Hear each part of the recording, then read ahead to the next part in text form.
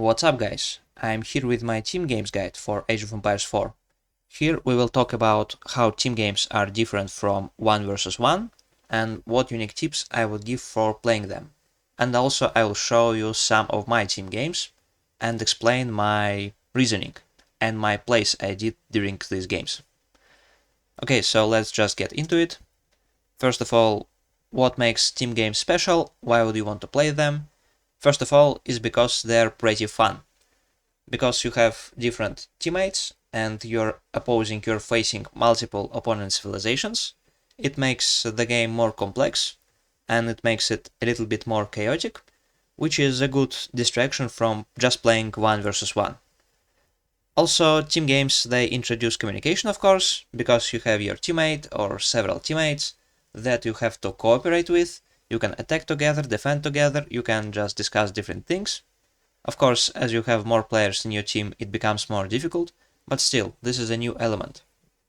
Also, team games are not as, I would say, competitive. They still can be very, very competitive, but they are not as competitive and as punishing as single-player games, I mean 1 versus 1.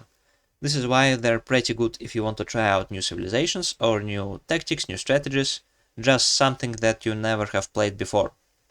And they also are not as demanding, you are not as mentally engaged maybe during these games, so they're more for relaxing, for having fun, and also team games, they on average tend to be longer. You can finish most of the 1 versus 1 games in 20 minutes, but team games can go well over 1 hour or at least 50 minutes. Okay, so here I would just want to highlight key differences between 1 versus 1 and between team games. 1 versus 1, of course, you have smaller maps. Not always like very small, but they are considerably smaller than in team games. And in team games, maps, they tend to be much bigger. So there is more resources, there is more room for raids, for example. Strategic velocity is much higher in 1 versus 1. Strategic velocity is how often do you have to adapt your strategy, how often do you have to change your game plan. If you're playing English, for example, in 1 versus 1, maybe you have or you want to play Horsemen and Feudal Age, then you want to play Knights and some infantry composition in Castle Age, at some point you have to hit Imperial, and you always have to adapt to what your opponent is doing. On team games, it's more about situational awareness, but your strategy, usually you just pick a strategy, for example, English 2 town centers or English feudal push, and you stick with it for a longer time. And 1 versus 1 is all about small differences, small optimizations. Every villager kill is extremely important. On team games, it's more about what you do in general, how do you perform in general. If you lose 1 villager, it's not a big tragedy usually. And lastly, 1 versus 1 is more about skill expression, more about controlling what's happening. And in team games, it's about random and it's about interactions between civilizations. And really, we do not know how to optimally play team games because they're just so complex and there is so much going on. And this is why for team games, we don't have as many strict rules for how to play it. It's more about experimentation and it's all about understanding general strategy, what you want to do in general. Okay, so here is a list of my 9 tips I would give for playing team games. We will illustrate them by watching at my replays. First of all, I would say that the most important thing you have to think about is survival, is how to not lose your own base, how to maybe defend yourself from raids, defend yourself from enemy military. This means that if you're playing Abbasid, for example, or Chinese, often you want to go for 3 town centers, 4 town centers. You don't always have ability to do so, because in many games, especially if you're playing against very aggressive civilizations on a smaller map, for example, if you're playing on Gorge and your base is exposed, you can simply get swarmed by enemy units and you can lose the game on the spot. And this is why I would suggest, first of all, you want to focus on survival. Just surviving till late game, till Castle Age, when you can protect yourself, when your teammate can defend you. This should be your priority. Second is to help your teammates survive. If you see your teammate is going for several town centers, or just rushing naked castle, or just in a dangerous situation, you have to help him, because if you lose your teammate, it's going to become very, very difficult for you. you're going to be up against more players, and this is not a good situation to be in. Next is to communicate if possible. I say if possible because many times you play, for example, with people who don't speak your language. There are a lot of Chinese players who don't really communicate in English on the ladder, and this is why you want to communicate if it's suitable for you, if you can communicate. If your teammates don't really want to talk to you, or don't listen to you, or don't understand you, then you don't have to push it. But for example, if you're playing 2 versus 2, I would say 2 versus 2 is probably the most essential thing, is to communicate. I mean essential compared to other game modes. Also, adapt strategy and adapt tactics. By this I mean that it's very important to adapt your strategy to what's happening to your teammate. If he's getting swarmed, for example, you have to stop your own boom and you have to help him. Or maybe you're going to get to Burgrave rush and rush one of the opponents at minute 7. It's all about awareness, it's all about choosing the best option, and you often have to look at your teammate's situation to understand what you want to do. Adapt tactics, I would say that because oftentimes you will get rushed by 2 players, by 3 players. Sometimes you cannot get away with things you could get away in 1 versus 1. And maybe you don't have to go out on the map to get food. Maybe it's better for you to go farms if you absolutely know that you cannot go for food. Maybe you have to go for earlier palisades. You just have to adapt to do whatever necessary to, as we said already, to survive, to not lose villagers, and to keep yourself safe. Also, defending from raids on big maps on team games is very important, because on 1 versus 1, maybe if you get raided you lose some villagers, but you kill knights, you kill horsemen, and your opponent, you just have a good timing to attack them, right? But in team games, if your base gets raided, for example with something like horsemen or mango dye, they're just going to go to your teammate's base and to the next teammate base. So one raid can cripple your whole economy, the whole economy of your team. Which is why I would suggest to defend yourself very well from enemy raids. For example, you can wall off from each other. I mean, if you're playing 2 versus 2, 3 versus 3, especially 4 versus 4, if you expect raids, if you can see raids coming, then you just put palisades between you. So what it will do, it will make it difficult for the raid to get through to the other bases.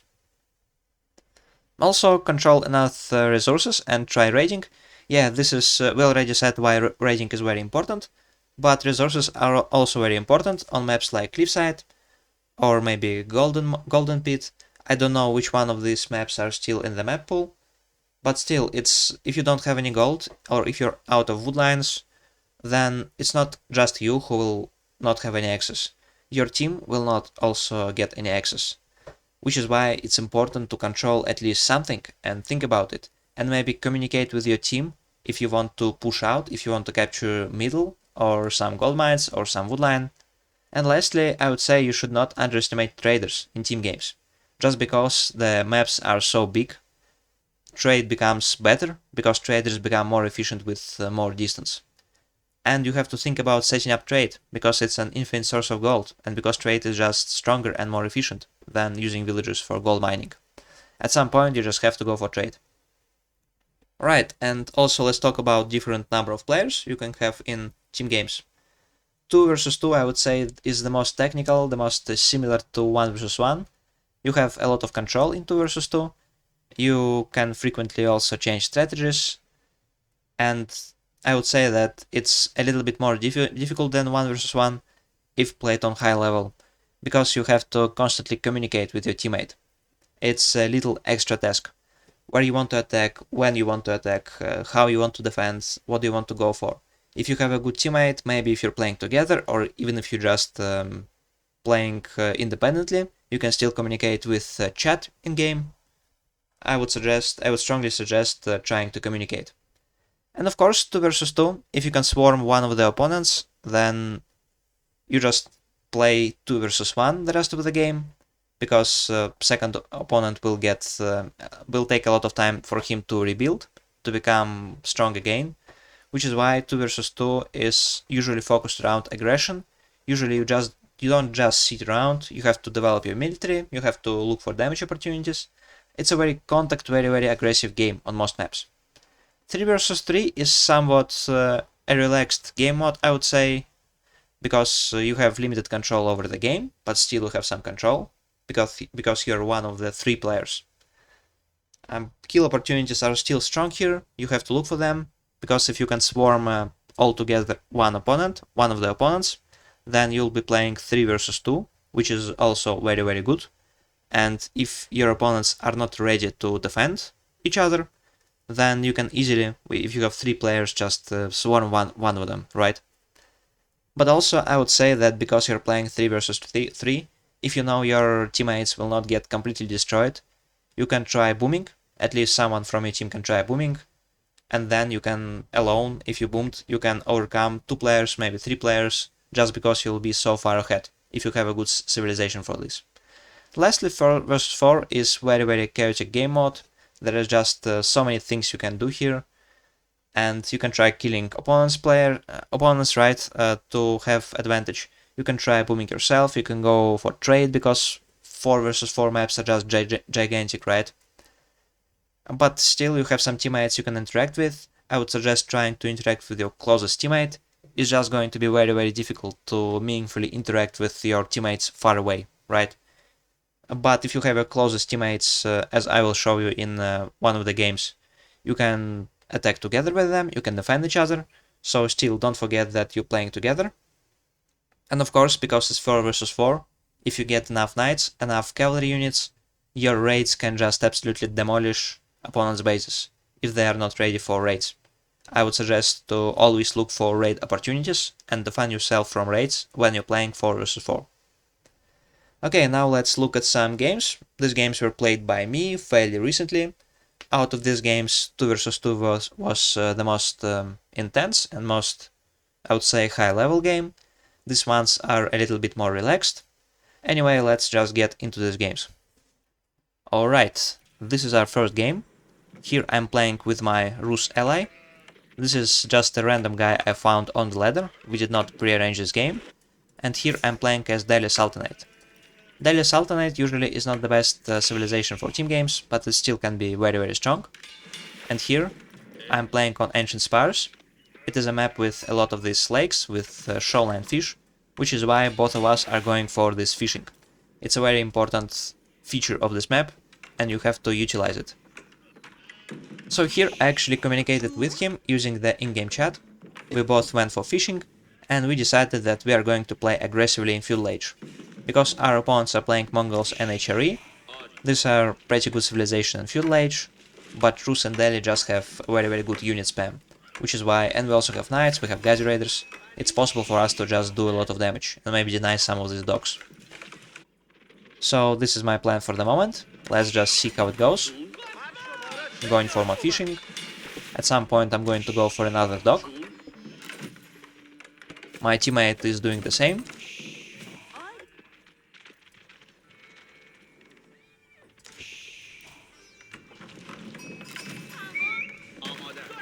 Here I start collecting more gold, because I just want to get more scholars. And here we scouted their lakes. We can see a very important bit of information here, that the Mongol player is not going for any fishing. Also, I spotted this horseman, I spotted this stable, and I immediately told my teammate that Mongol player is playing horseman, so he should be careful. This is why he's going Kremlin here, to protect his woodline, to protect his base. And you can see he doesn't have any exposed economy right now. I also tried to not have any exposed eco. So overall, this aggression I would say is not very successful, and he's not going for any fishing, so this is good for us. As for HRE player, he's fishing, so in general, if we go aggression in Feudal Age, we should be better, right? Just because we have strong civilizations and because Mongol player is not fishing. Let's see how it goes.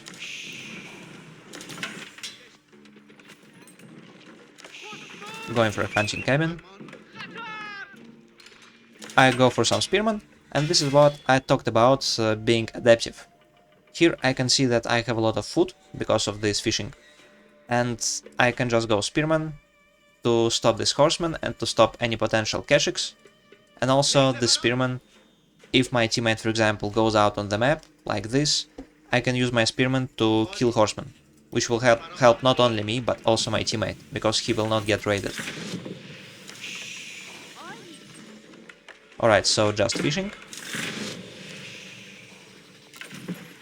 Here I'm already thinking about some palisades. I'm aging up with the Tower of Victory. My plan is still the same, just keep up the pressure in Feudal Age. Going for a second dock here. You can see I'm really afraid of raids, this is why I position my scout, to see if any raids are coming. I put my scholar from this dock inside this dock, because here I'm already occupying our shoreline fishes. And here he finally comes to attack Rus ships, and my teammate even going for deer pack. But it seems like he's losing this dock that he just built. I tried to fight him somehow, but I just don't have enough spearmen for it. He runs away for a moment. And at this point, our economy is going pretty well. I think, at this point, at least I think Mongol player is not transitioning to fishing yet. HRE fishing is probably already on 2 lakes, but we both are fishing, and Rus economy is pretty good with this deer pack. This is why I'm just getting more geyser raiders and more spearmen. Because I have so much food, I'm just going for full heavy composition. My teammate right now is going for knights and some archers.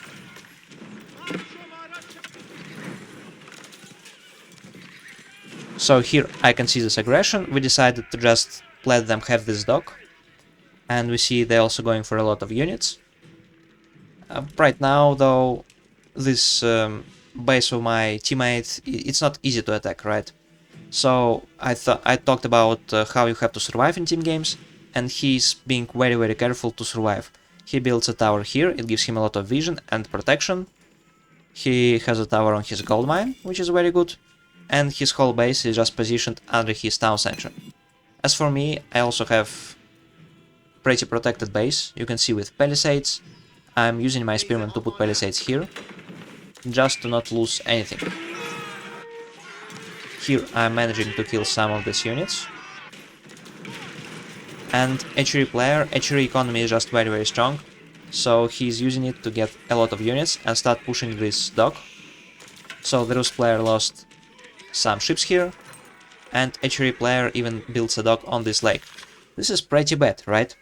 And I should lead my units here to help my teammate. Right now I was occupied here, because I also killed some units with my geyser raiders.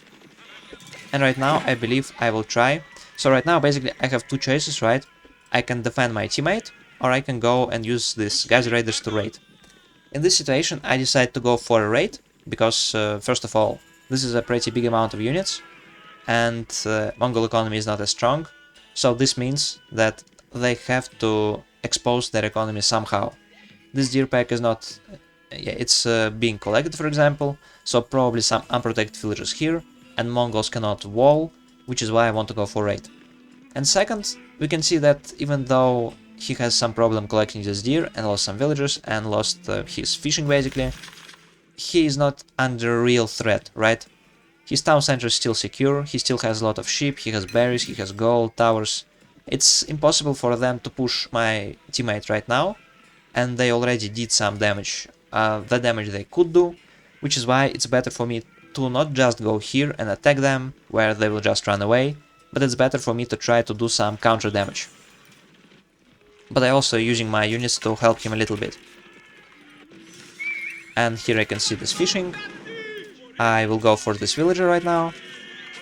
I'm just forcing this HRE to react to... yeah, I'm forcing a demolition ship.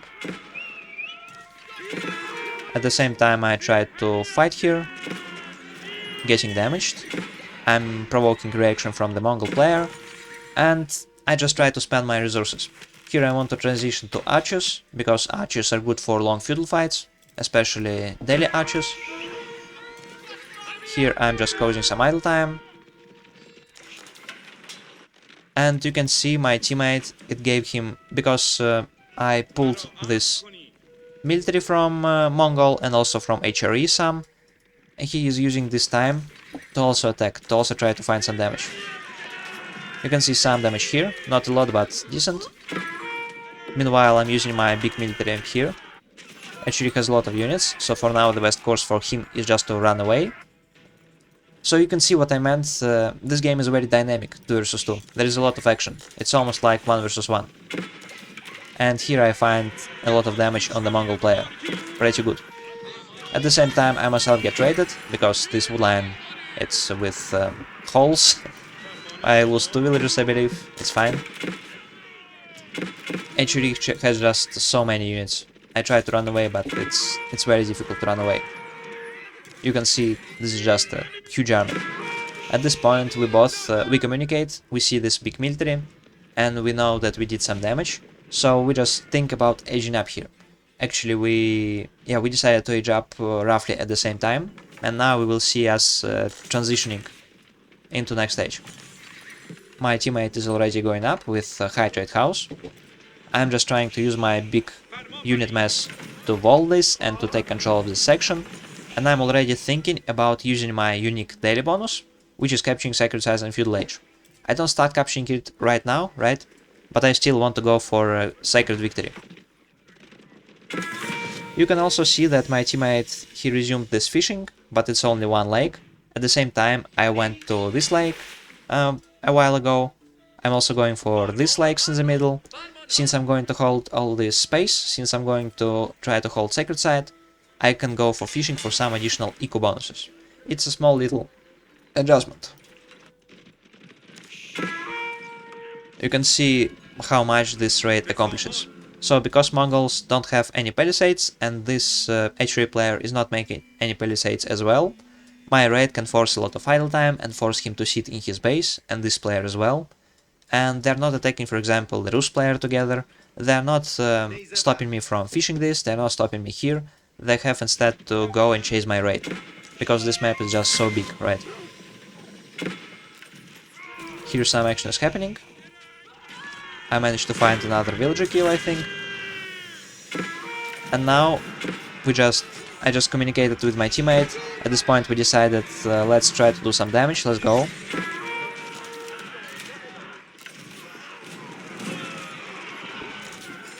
Here we go a little bit back, it was just a little raid. But the game plan right now basically is to take control of the relics, take control of the sacred sites, and our economy just should be a little bit better, right?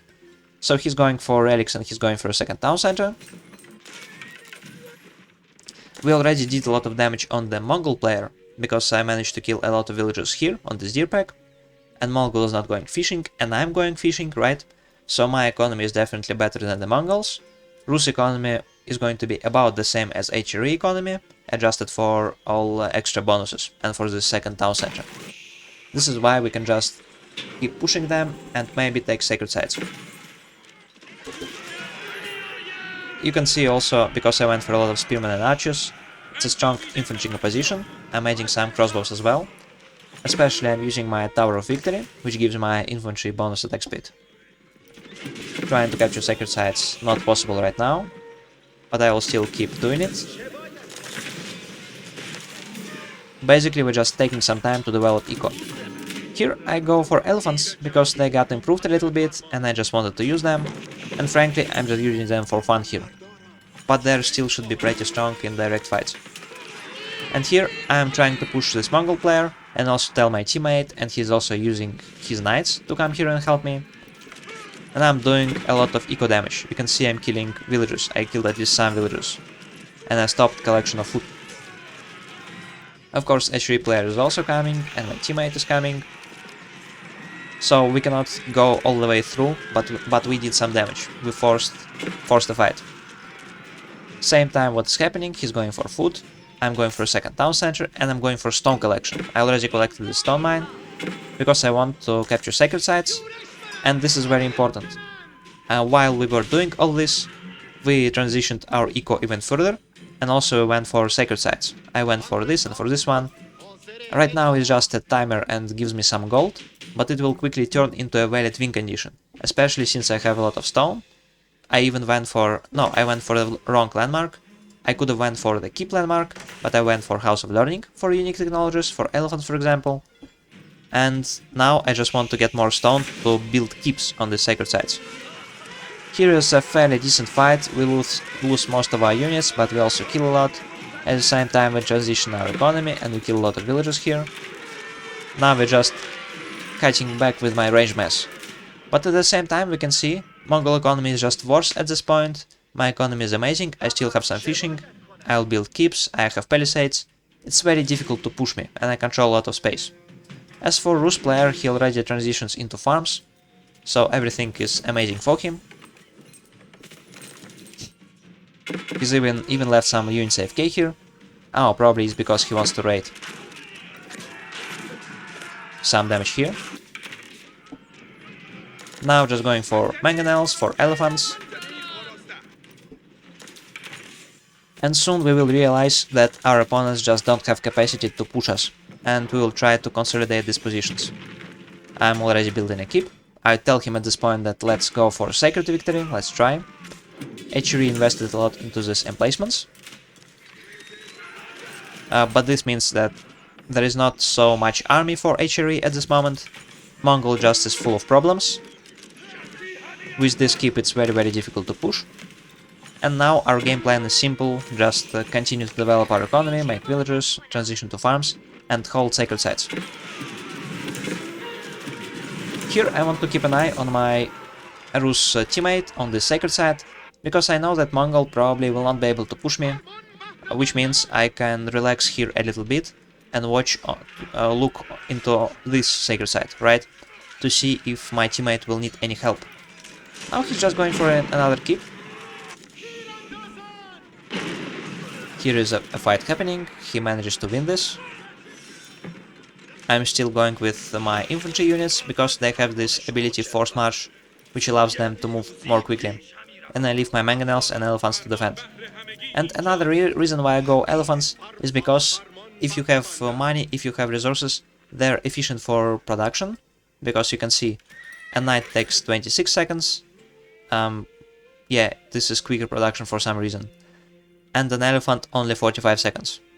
And elephant is like 3 knights, but slower. So this is more efficient in production terms.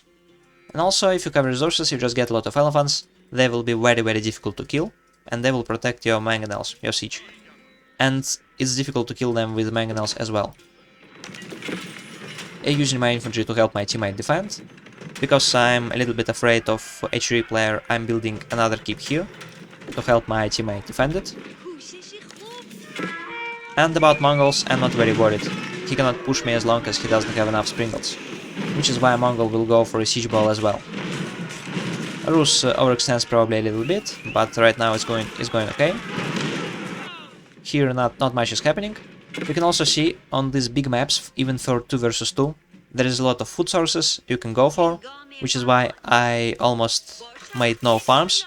I only have what, 6 plus about less than 20 farms, right? I get most of my food from this deer, and I also had some berries. I could have went for this berry bush at some point. You have to use these resources if you want to play aggressively. But now it's already, the timer on sacred sites is already very good for us. It's about 3 minutes left. And you can see he has a lot of siege, he has Pringles, mangonels, but he will also need something that can get a break through this keep. And I don't think he can kill my military. Even though I don't have any Sprinkles, I have 10 elephants. 10 elephants are not easy to kill. I'm trying to use my man-at-arms here to approach from different angle. At this point it's just 1 versus 1 here and 1 versus 1 here. But my teammate also has this extra keep, which is pretty good. Here he's going for mass rams, I can see it. I'll try to troll with my man-at-arms.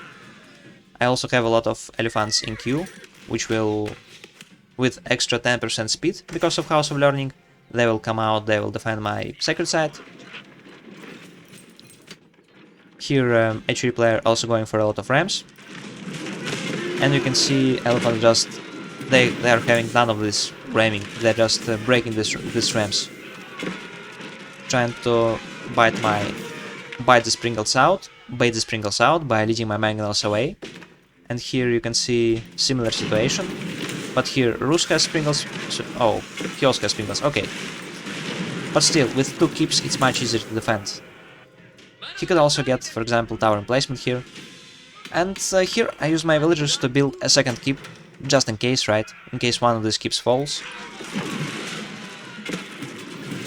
And elephants, there is just not enough to kill them, right? Because I have so much resources, I can afford to go full elephant. And here I'm trying to help my teammate, because Mongol will not be able to recapture this, there is just no way to do it. It's a little bit scary because of the skip and because of ramps, and I'm telling my teammate to prevent this decap, because you can see it's almost through, but he let his crossbows. But at this point the game is over because the timer is out. So, good game. Okay, second game I'm playing Byzantines, and here you can see this is Gorge. Gorge is a pretty special map, because here we spawn one behind each other in a straight line, and our opponents are situated in the similar way here. This is why I'm playing in this spot. I'm in a defended location. It's very difficult to attack me, except maybe raid from the side somehow, but usually the first player to be attacked is the frontal one. This is the most dangerous position, most exposed. This position is pretty okay. It's not on the front, but it's still close to the front.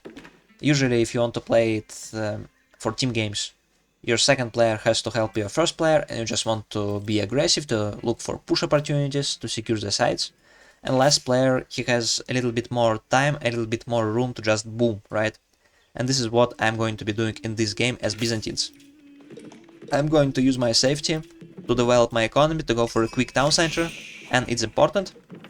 After this, I will start helping my teammates, because you cannot just let them fight themselves.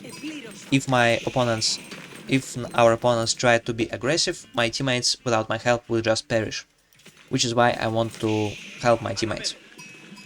In this exact game, Civilizations Rus, Chinese, Byzantines, our pick is a little bit more greedy, but we can still fight pretty well in Feudal Age, especially Chinese with Zhuginyu, Byzantine with mercenaries. Also Rus just has insane bonuses for wood collection, so a lot of archers, and maybe some knights. English, French are pretty good, I would say, because of knights, because of longbows. Malians can become very strong, but usually Malians want to go next stage. And here we just don't think much about this game, right? We talked a little bit. We decided, I said that I'm going 2 town centers, that I'm just going to go 2 town centers and then as many units as possible. So probably, yeah, we decided that we are going to play this game aggressively, with me being a little bit of a powerhouse after I hit 2 town centers. Our opponents, we had no clue what they are going to do, we just wanted to adapt to the situation, but we knew that my teammates will play defensively and I will try to boom a little bit, because my position is just so secure. Okay, so here I saw this. Is this my scout? Oh, this is Chinese scout. So we can see this straight away, that Marshlands is just playing the default strategy, not going for a town center yet. English is playing Council Hall 1 TC, you see stone is not being mined, so we knew that probably this is going to be an aggressive English player. French is also playing default 1 TC, and we were ready for big aggression plays from these guys. Yeah, I just went here to confirm that he's not going for stone, this is just a regular aggression 1 TC play. Now I want to hit this timing as soon as possible, I skip my gold of course. Here I lose my scout. Oh no, not yet, okay. And now I just tell my teammates, just to be sure, that be careful about knights, be careful about French player, because French player is going to try to raid us. Especially since he's in the front, it's a very short distance. Especially I was worried about my Rus teammate, because this wood line wasn't protected. I believe it gets raided at some point, but I myself took the precautions. I'm making my town center, building it right here, so my villagers can't hide here. And also go to gold. I'm positioning my scout here to see any raids coming. I don't want to get raided. And here I just told my teammate to be careful, but okay, yeah, he's going for a tower, it's good. Now knights didn't do any real damage. Let's just check on our Chinese teammate, who is just collecting food, making Zhuginyu. So you can see my Rus teammate also built a frontal Kremlin. Of course he loses his bonus to his wood collection, so he needs a wooden tower, but he would have made it here anyway. And this is some extra protection for Chinese, and with Barbican and with Kremlin it's pretty difficult to attack, right? The only problem is that he will need to get out on the map to get food, very soon, and these deer are not very safe. But for the moment, he can go Zhiginu, it's going to be safe. And I already have 2 town centers, so soon I will start making more units. So our approach is, I would say, pretty solid, pretty safe, pretty okay, right? And the only problem is if our opponent decides to boom themselves, and because if they're booming, I will have 2 town centers. My teammates will only have 1 town center. It's not perfect, but in this case we'll be able to push them and punish them for this. Now, no raids. Yeah, okay, my scout dies here. I'm already making a lot of limit on to defend myself. We can see our Rus player going for knights, for some cavalry, to try to raid them. Because there has been no aggression from their side, aside from these knight raids. We are a little bit confused what's happening. But really, if you look at this, we can see that the English player just transitioned to farms. And they're all mining a lot of gold. And you can see this English player is going for a white tower in front. Which is not a terrible idea, right? If you make this white tower, it's a good position to keep pushing, and this is a keep, and you can produce siege out of it. The problem is that is a very risky play, and you need some cover for it. But here, see what happens. Rus player scouts this. He doesn't know it's going to be a white tower just yet. I'm already getting some units. I'm getting my berry collection because I'm out of these berries, because I want to swarm a lot of mercenaries. French player is doing what he must and trying to kill some villagers here to raid.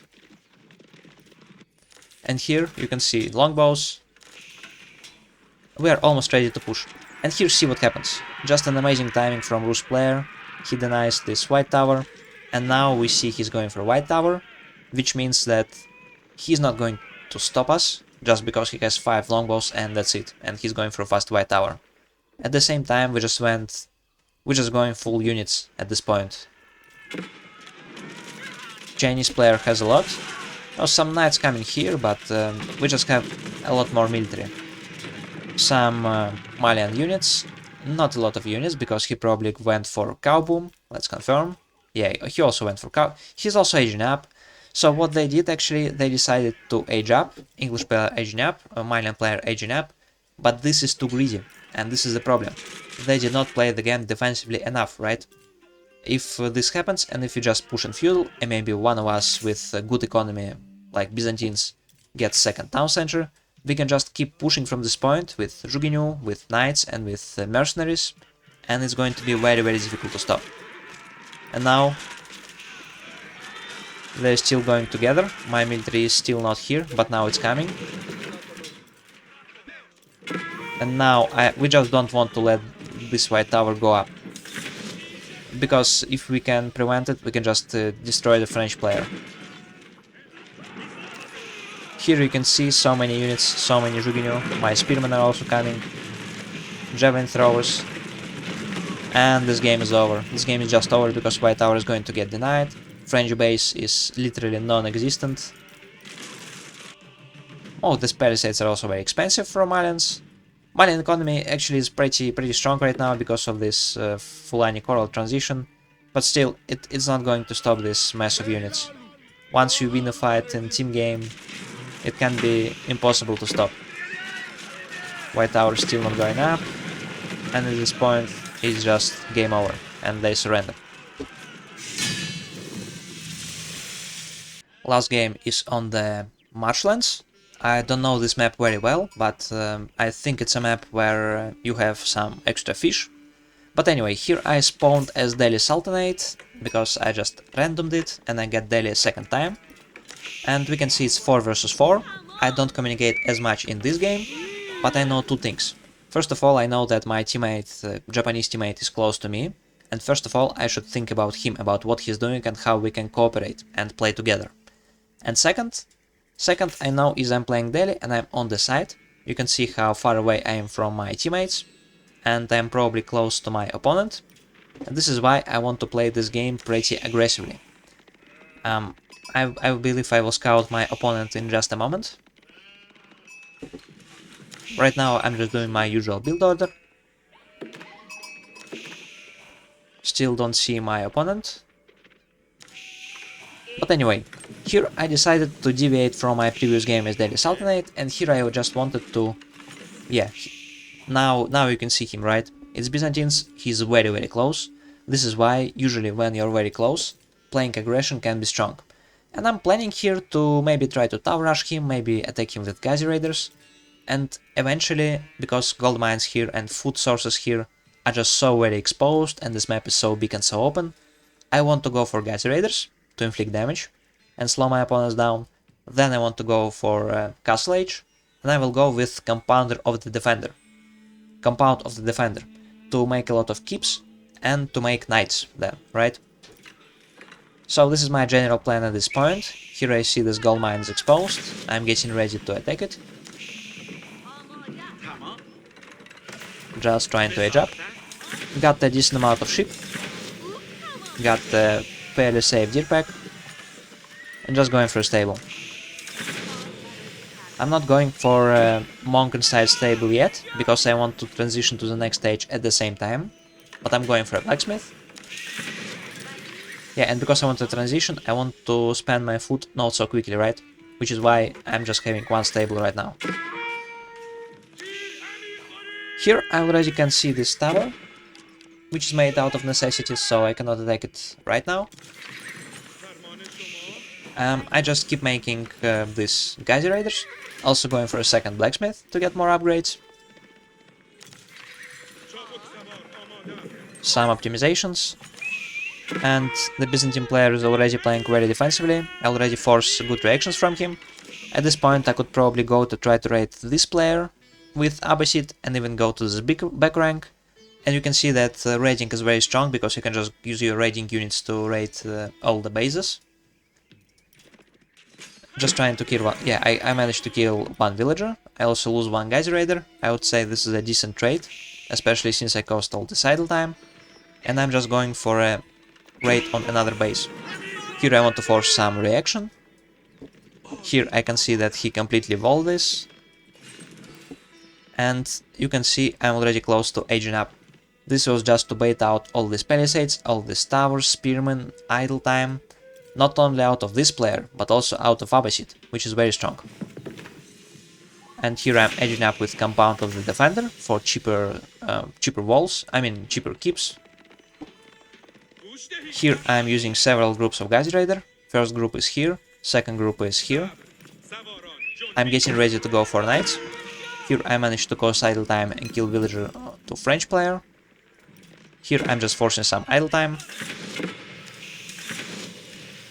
I'm not paying any attention to what my teammates are doing, because in 4 vs 4 it's not always possible, especially on this map like this. But we can see French is going some Chamber of Commerce, which is pretty good, I really like it. You can see 70 for this market, it's pretty strong on this map, because it's just so big. Rus is going to town centers, nothing unusual. And what's important is my Japanese teammate rushing Castle Age. I'm going for my Samurai. He's looking to be very aggressive. And really, he did a good job doing this, because it synergizes really well with what I'm doing. I'm doing Gazi Raider raids into fast castle, into keeps. And to counter Gazi Raiders you need spearmen and you need the static defenses. And spearmen and these towers are not as efficient against samurai, which is why I really like this play from my teammate. And I can see him doing it, so I know that I can spam more knights, I'm getting more stables, and maybe not as many keeps, which is why I'm just starting to collect some stone, and I don't want to go for a lot of keeps at this point. I just want to keep swarming knights and try to raid. Here I find damage with my Gazi Raiders on this. Who is this? French player, also very good, forced idle time, killed 2 villagers. Now I'm getting attacked here, I just want to go away with my villagers, but all these are feudal units. And my teammate already brought my samurai, helped me a great deal. And also, here I'm just collecting my relics, bringing them home.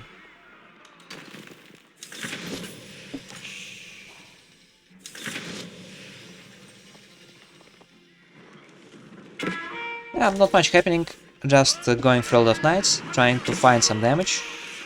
Soon I believe I'm going for a keep, because you can see I'm collecting stone. Trying to find more damage. And on maps like this, especially in 4 vs 4, You don't have to think about units too hard, you can just spam knights, because they're pretty good. And my teammate is already going for infantry, countering like spearmen. If something happens, you can just run away. You can see I'm going for a defensive keep here first, and I can produce villagers out of this keep pretty soon. Something happening is here, I'm not really paying much attention. You can see one raid by this Malian player. But another thing I talked about, Rus player is walling off from teammates. It's a very good tactic, you should do it if you're getting raided, because it means even if opponent gets through, even if he raids his base, he will not go and raid other bases. It's very good. Here I'm just making more knights, I'm going to make another keep. I want to make it right here, I'm going for the stone. Right now we're going to take a fight, our economies are just better at this point because we did some raid damage and slowed these players down so we can beat them. And here you can see my strategic flexibility is not very big at this point, we only want to attack, we just want to push and make some keeps. Here just losing knights but also pushing through into the base. At this point Byzantine economy is crippled, he only just went to the next stage. Now we're punishing him for staying in feudal age for so long. We're just going to streamline units and I'm going to build a keep here. At this point you can see Byzantine is going to be under siege constantly, with a keep on his wood line and on his gold mine. Probably will have to go here. This player is next, took a long time to develop, but still cannot do anything. Here situation is stable, our teammates are doing pretty well, and we're absolutely obliterating here. So if this game goes on, these fronts, these players are in equal positions, I would say, but French player has a lot of knights, and if he gets through, this is going to be crazy damage. And here we're absolutely winning, absolutely demolishing, and I would say this game is over at this point. You can see I'm still going for knights, and I found remains of Byzantine economy, and then I'm going to go for these villages, which are still not protected, and the French player is going here. You can see we're just raiding all over the place. This keep is up, I'm collecting this food, and there is no escape for them. Because this player is already out, this player is about to be out, he's losing a lot, and also even did some damage on the French player, yeah, so it's just over. Siege workshop, yeah. Alright, now let's talk a little bit about civilizations for team games. Personally, I'm playing random almost every team game. I don't believe that civilizations are really important, or at least that important. But if you're really looking to optimize, here are some things to consider. First of all, you should consider how strong is civilization for being aggressive in the early game. So how easy it is to damage your opponents before they develop. If you're playing French or some knight civilization, it can be pretty strong, because your knights, they can do a lot of damage. Not to one, but to multiple players, even just by forcing them to play palisades and spearmen and towers. English, if they can get a big longbow mess, especially with support of other players, they can also deal a lot of damage. So this would be my examples. Second is quick economy. It's how easy it is to get ahead, to get a big economic boost if you don't get punished. And these are civilizations like HRE, maybe Abbasid, Byzantines. Pretty strong, pretty good economy, you just get it rolling and then you can attack all the time. Next, long game, it's how strong is civilization in general after it's stabilized. For example, Abbasid after hitting Castle Age, Rus after getting to Imperial, for example, or Chinese after setting up farms. It is how comfortable, how good will you feel after you met your civilization like development requirements. Or maybe Malians after, yeah, I don't know. It's just how good you feel if you have to stay in Castle Age and Imperial Age and fight. And lastly, it's trade, how strong, how good your traders are. It may seem like a small component, but it's very important. Because in team game, maps are bigger and you can trade with each other, so you can really optimize your trade. Trading civilizations just have a big advantage here. Here I would say is how I estimate different civilizations in this aspect. Of course, this is just in my opinion, in my experience, it may differ, but we can see some of the strong civilizations. HRE is pretty good, because it's just very flexible. Byzantines also don't have a lot of weaknesses. Rus is good. Chinese, I would say, are okay, but Zhuginyu push, right now it doesn't have a very good timing, because opponents can just go Castle Age. But you can see, you can maybe compose civilizations based on their strengths. If you want to play aggression, maybe you can play English-French, which is a very popular composition. You can pick one civilization that likes to play long game and that has quick economy like Chinese, and another civilization that will zone for it, for example, I don't know, HRE or Byzantines to be aggressive. Some civilizations just don't have a lot of good bonuses for team games. Here you can see Iobits, they are not perfect for anything, I would say, because usually in 1 versus 1 they rely on timing push, but you can still play them, you can still play fast castle age, big push with your teammate, it's still going to be strong. It just wouldn't be my first choice for team games. And about Civ compositions, I would say that here most important thing is your playstyle and not your civilization, because with any Civ you can develop your economy, with any Civ you can attack and feudal, you can defend, you can play defensively, or just expand on the map. With some civilizations, however, it's much easier. And I would say, if you want to make your composition, obviously I will not list all compositions of 16 civilizations, but you should think about what you want to do and what options you have. Do you have just one plan, or do you have a second plan? So you can, for example, pick Mongols plus Rus, so the Mongols can give Rus some pastures for free sheep for bounty. But does this work in other situations? What if you're getting hardcore pushed? You maybe cannot go for pastures straight away. How do you defend your trade? So there is a lot of questions, and you just need to consider carefully your options, especially after you already picked the civilizations and when you're already playing. But here are some examples of, I would say, good compositions. First of all, one of the simplest compositions, English plus French, because the civilizations, they're easy mechanically, and your feudal aggression is going to be very strong. But even if your feudal aggression will not destroy your opponents, so if you're a French player, you're using your knights to raid, and if you're English, you're going just a lot of longbows, and in fights you have best knights in feudal age plus best archers in feudal age. But also, if you don't manage to kill your opponents early, your game plan is really solid, because while French player will keep the pressure by raiding with knights, English player can just, French players keeping the pressure with knights, English player can just transition to farms, into maybe even to Imperial Age, and just be very strong. Abbasid plus daily, for example, you can also play Abbasid plus daily. You can use daily to create threats, to use gather raids to raid, to capture sacred sites, and it will take 2 players to stop it effectively. And Abbasid, at the same time, they can go several town centers and then join in by going a lot of units, or by rushing castle and going a lot of units, and daily should be able to survive until then. Mongols plus Mongols is an interesting one I thought about, because with Mongols you really want to go trade, but in 1 versus 1 you trading with the neutral market, and your trade can be attacked, and maybe in team games it's difficult to protect your trade. So what if you go for 2 Mongol players, for example 2 versus 2? You go both for your civil trees, and you position them in different corners, and you start trading with each other, and you both can go Keshiks or archers or even Mangudai to protect it. It should be pretty strong, it should be pretty good to play this, because your trade just synergizes so well. Okay, this is it about Civ compositions. I just want to conclude by stating a few tips. First of all, I should just reiterate it, that team games you want to play for survival. You can commit, you can be very aggressive if you see you can kill your opponent, but usually I would suggest you want to play for your own survival, you want to think about safety, you don't want to go crazy every game with feudal trade or with several town centers. You need to think if you're going to get punished if you're going to lose the game because of something you do.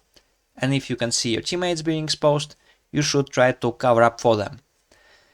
Also, in general, you want to adapt to your teammates. It doesn't mean you always want to do exactly what your teammates tell you to do, or you have to always play around them. But you have to consider what your teammates are doing. You have to act in the most efficient way, because here you are not only trying to destroy your opponent, you also try to not lose your teammates. You want to communicate with them if possible, you want to help them if they're getting pushed or just need some help, and you want to lead them when you're ready to attack, for example, there is an opportunity, you can ask your teammate to help you. You can just ping on the map to make them notice some things. So you want to use your teammates. And lastly, it's just my personal preference. I would suggest that you can learn new civilizations in team games pretty easily. You can even pick random if you don't have any specific civilization in mind. Team games are just a good place for it, because you can see how other people are playing civilizations. The pressure is not so high, you can get familiar with your mechanics, and this is just a good playground, I would say. If, for example, if you're anxious to play 1 versus 1 for some reason, you can try stuff out in team games. It's going to be easier for you. Alright, so this is it for this Team Games guide. Hopefully it's not too long. Hopefully you learned something useful. If you have any other tips I haven't mentioned, you can just leave them in the comments. So thanks for checking this guide out.